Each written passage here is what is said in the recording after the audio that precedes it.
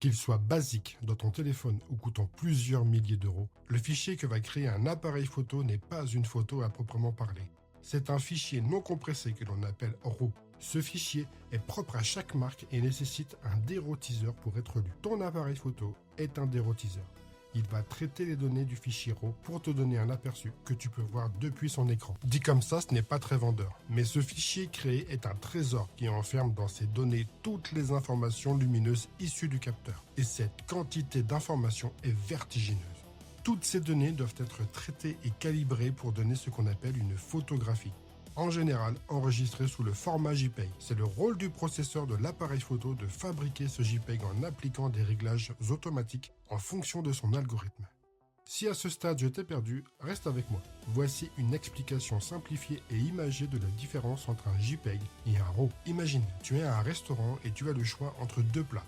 Un plat cuisiné, prêt à être dégusté, et un panier d'ingrédients crus à cuisiner toi-même. Le format JPEG est comme ce plat cuisiné. Lorsque tu prends une photo en JPEG, l'appareil photo prépare l'image pour toi, en ajustant des éléments comme la couleur, la luminosité, le contraste, et même en compressant certains détails pour que le fichier soit plus léger et plus facile à partager. C'est un plat déjà assaisonné et prêt à être servi, sans avoir besoin de retouches supplémentaires. Tu peux l'apprécier immédiatement, sans avoir à faire de préparation. C'est rapide, pratique, et tout est déjà fait pour toi. En revanche, le format RAW ressemble à un panier d'ingrédients crus. Lorsque tu captures une image en RAW, l'appareil photo enregistre toutes les données brutes de l'image sans les traiter. C'est un peu comme si tu recevais tous les éléments nécessaires pour préparer ton plat toi-même. Les légumes, les épices, la viande et tout le reste, sans aucune transformation préalable. C'est à toi de faire le travail de cuisson, c'est-à-dire ajuster la lumière, la couleur, le contraste et d'autres paramètres pour obtenir le résultat final que tu désires. Tu as ainsi beaucoup plus de contrôle sur le résultat, mais cela prend aussi plus de temps et demande plus de compétences et de place. En résumé, le JPEG est un plat déjà prêt à être consommé, facile à servir et à partager, tandis que le RAW est un panier d'ingrédients bruts,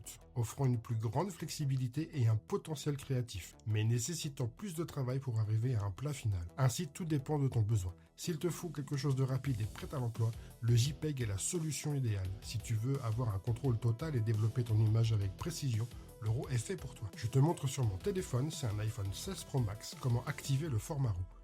Attention, tous les téléphones ne permettent pas d'activer cette option. Jette un petit coup d'œil à sa fiche technique pour en savoir plus. Et n'oublie pas, une fois le mode RAW activé, il faut prendre en compte le poids conséquent des fichiers. Pour ma part, pour éviter de saturer la mémoire de mon téléphone, j'ai toujours un stockage sur un cloud pour pouvoir sauvegarder toutes mes photos RAW. Si tu as des questions, laisse un commentaire, abonne-toi et like cette vidéo, tu peux même la partager.